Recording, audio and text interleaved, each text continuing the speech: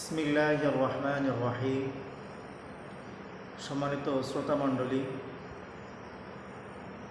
আজকের এই পর্বে আপনাকে অসংখ্য ধন্যবাদ জানাচ্ছি। ইতিপূর্বে আমি কওমি মাদ্রাসার শিক্ষার্থীদের করণীয় সম্পর্কে পর্ব 1, 2, 3, 4, 5 এই 5টি শিরোনামে আমি বিভিন্ন দিক সম্পর্কে আলোচনা পেশ করছি। তো আজকের এই পর্বটা পর্ব 6 এবং পূর্বের পর্বগুলিতে আমি বিশেষ করে যারা উপরের জামাতের ছাত্র তাদের করণীয় সম্পর্কে বেশি উল্লেখ করছি। তো আজকের এই পর্বে আমি যে সকল ছাত্র ভাইয়েরা নিচের জামাতগুলিতে পড়াশোনা করে থাকেন তো তাদের কিছু করণীয় সম্পর্কে কয়েকটা দিক উল্লেখ করব ইনশাআল্লাহ।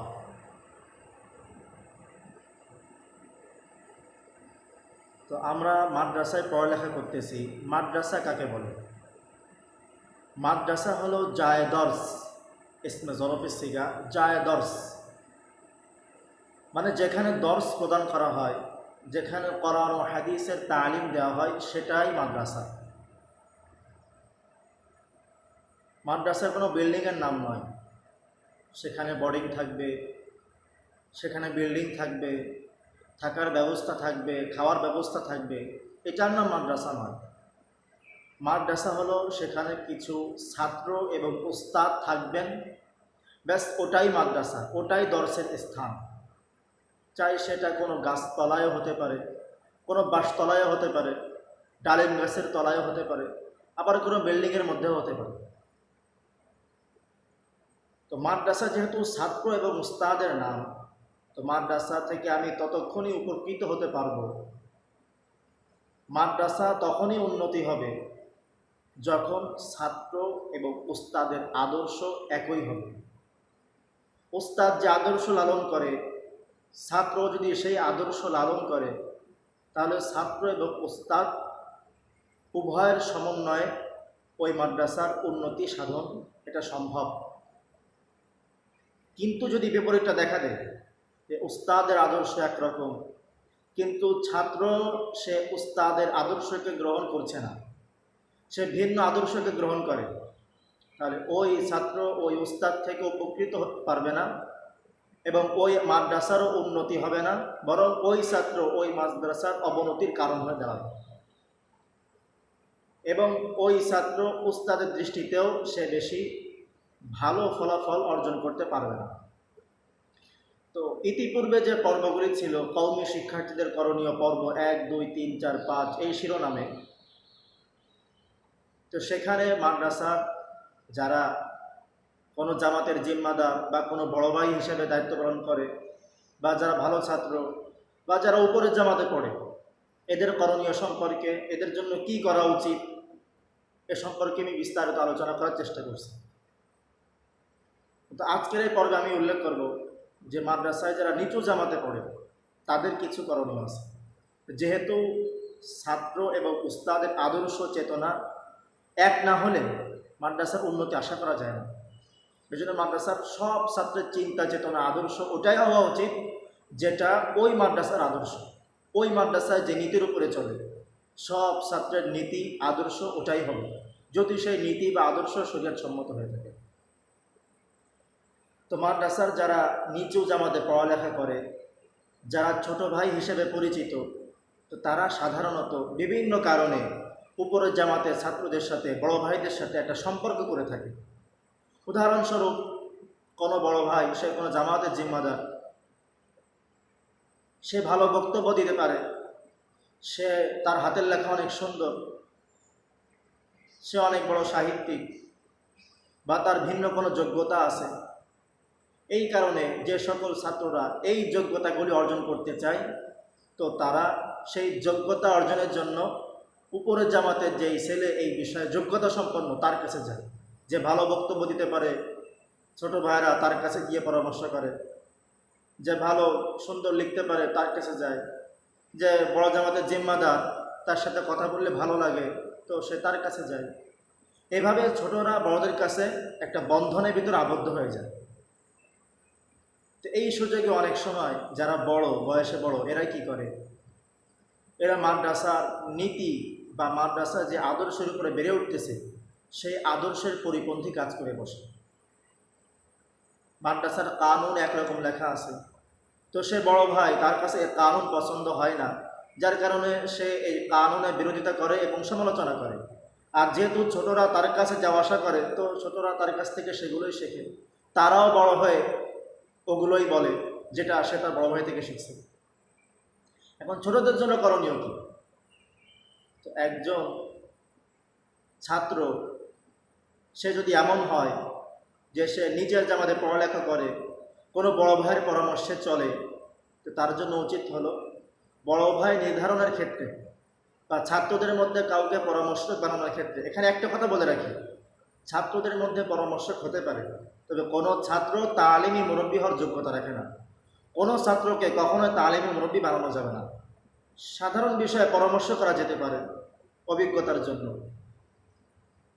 তো যখন কোনো বড় ভাইয়ের কাছে যাওয়া হবে, আমি যখন কোনো বড় ছাত্রের কাছে যাব পরামর্শের জন্য, আমি এটা অবশ্যই খেয়াল রাখবো যে তার চিন্তাধারাটা কেমন। যদি এমন হয় যে মাদ্রাসার ওস্তাদরা যে কথা বলে সেই ছাত্র একই কথা বলে, মাদ্রাসার কানুনে যে কানুনগুলি লেখা আছে ওই ছাত্র ওই কানুনের প্রতি শ্রদ্ধা প্রদর্শন করে, হয়তো সে পুরোপুরি মানতে পারে না, কিন্তু সেই কানুনের প্রতি সে শ্রদ্ধা জ্ঞাপন করে, সে কানুনকে সে সাপোর্ট করে। মাদ্রাসার তালিমাত কর্তৃক যে সিদ্ধান্ত, এই সিদ্ধান্তকে সে মেনে নেয় এবং সে উস্তাদদের আদর্শকে বাস্তবায়নের চেষ্টা করে। মাদ্রাসায় যে আদর্শের উপর বেড়ে উঠেছে, তথ্যবলিতে বা ভর্তি ফর্মে যে কানুনগুলি লেখা আছে সে কানুনের পক্ষে সে বলে। হ্যাঁ, তার কাছে যদি কোনো বিষয়ে অসঙ্গতি মনে হয় তাহলে সে সমালোচনা না করে উস্তাদদের সাথে পরামর্শ করে সমাধানের চেষ্টা করে। যদি এমন হয় তাহলে সেই ছেলে বড় ভাই হওয়ার যোগ্যতা রাখে, তাকে অনুসরণ করা যেতে পারে। কারণ তাকে অনুসরণ করলে আমি মাদ্রাসার কানুনের পরিপন্থী কোনো কথা কাজ আমার দ্বারা আশা করি হবে না। কারণ আমি উস্তাদদের মুখ থেকে যেমন শুনতাম, যে বিষয়গুলি উস্তাদরা বাস্তবায়নের চেষ্টা করেন, যে আদর্শের উপরে উস্তাদরা ওঠানোর চেষ্টা করেন, আমি যাকে বড় ভাই হিসেবে গ্রহণ করতেছি, যার সাথে পরামর্শ করতেছি, তিনি একই কথাই বলেন। তো তাহলে এই বড় ভাইয়ের কাছে যাওয়া যেতে পারে, কারণ উস্তাদদের অবর্তমানে সে উস্তাদের ভূমিকাই পালন করে।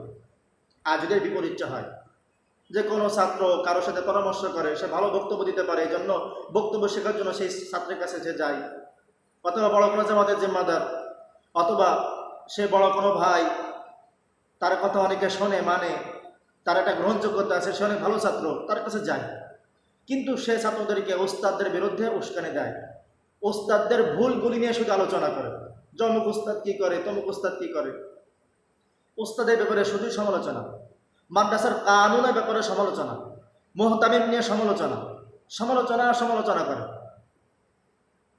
মাদ্রাসায় একরকম নিজাম আছে, তো সেই নিজামের বিপক্ষে বলে। সে ছাত্রদেরকে মাদ্রাসায় প্রচলিত শিক্ষা ব্যবস্থার পরিপন্থী ভিন্ন কোনো শিক্ষা ব্যবস্থার জন্য উদ্বুদ্ধ করে। তো তাহলে এই বড় ভাই কি করতেছে? উস্তাদরা এক আদর্শের উপর ওঠানোর চেষ্টা করতেছে, আর সে এই আদর্শকে সাপোর্ট না করে, এই আদর্শ তার কাছে পছন্দ না হওয়ার কারণে সে নিজে তো সে আদর্শ গ্রহণ করেই না, সেই নীতিকে সে সাপোর্ট করেই না, সেগুলো সে মানেই না, বরং ছোট যারা আছে এদেরকে উস্কে দিচ্ছে। তো সে চলে যাচ্ছে, তো তার জায়গায় যে বড় ভাইগুলো আসবে তো তারাও তার মতোই হবে। তো সে উস্তাদের বিপক্ষে অবস্থান করলো, মাদ্রাসার আদর্শের বিপক্ষে অবস্থান করলো।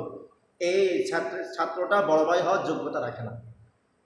সে বয়সের দিক দিয়ে বড়, কিন্তু সে অনুসরণের দিক দিয়ে বড় হতে পারে না। বয়সে বড় হিসেবে সে শ্রদ্ধা সম্মান পাবে, কিন্তু অনুসরণের দিক দিয়ে তাকে অনুসরণ না করা উচিত। এক্ষেত্রে ছোটদের করণীয়, যদি তার কাছে কোনো প্রয়োজন থাকে যে খুব সুন্দর হাতের লেখা লিখতে পারে, তার কাছ থেকে আমি হাতের লেখা নিয়ে আসলাম। সে খুব ভালো বক্তব্য দিতে পারে, তো তার কাছ থেকে আমি বক্তৃতার জন্য কিছু টিপস নিয়ে আসলাম। বা সে অনেক ভালো ছাত্র, ভালো পড়ালেখা পারে, তো তার কাছ থেকে আমি পড়ালেখা কিভাবে আমি ভালোভাবে করবো এই জন্য কিছু পরামর্শ নিয়ে আসলাম। কিন্তু সে মাদ্রাসার পরিপন্থী যে কানুনগুলির বিপক্ষে বলে সেগুলো থেকে আমি দূরে থাকবো। এই জন্য আমাদের উচিত যে তথ্যবলিতে যে কানুনগুলি লেখা আছে সেগুলো আমি পড়বো, পড়ে দেখবো যে তার ভিতরে এটা কতটুকু আছে, সে এর বিরুদ্ধে বলে নাকি সে এটাকে সাপোর্ট দেয়। এই জন্য উচিত হলো কোনো একজন উস্তাদকে তালিমি মুরব্বী হিসেবে নির্ধারণ করা।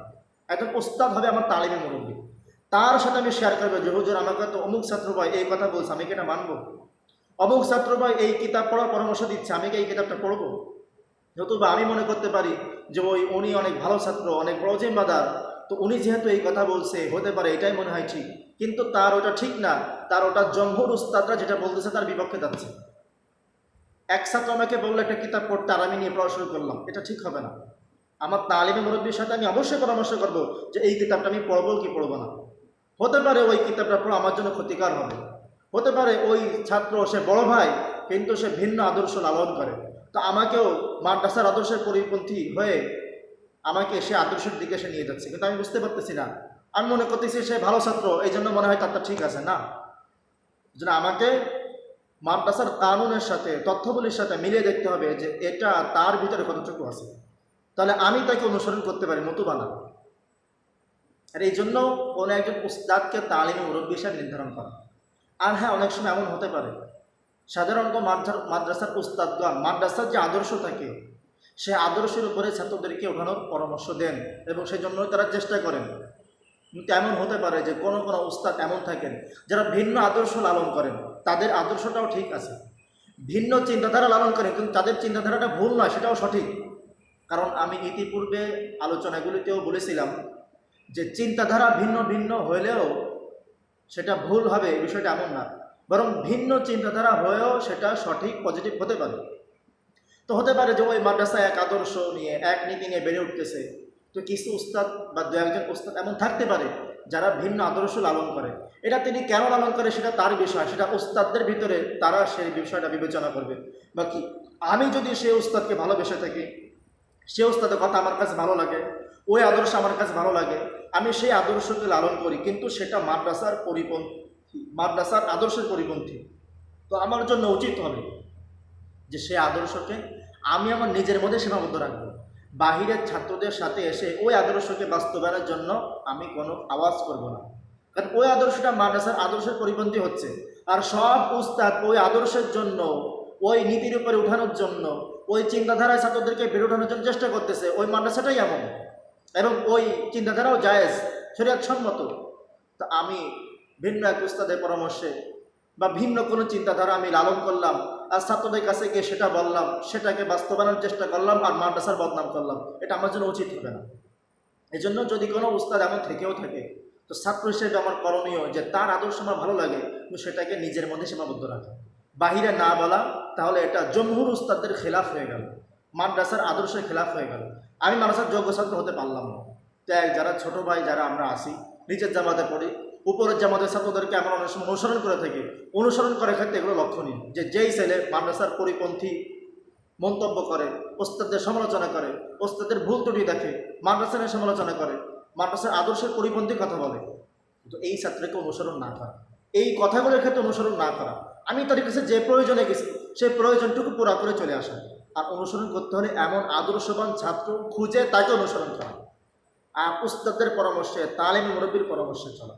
আল্লাহ সুবহানাহু ওয়া তাআলা আমাদেরকে উক্ত কথাগুলি বুঝে আমল করার তৌফিক দান করুন। ওমা আলাইনা ইল্লাল বালাগ।